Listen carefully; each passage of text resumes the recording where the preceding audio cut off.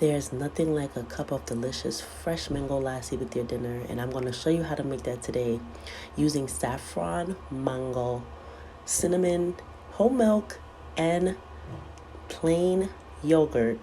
I'm going to make this simple and easy and delicious drink that is so refreshing. You're going to slice up your mango. I'm using this delicious honey mango.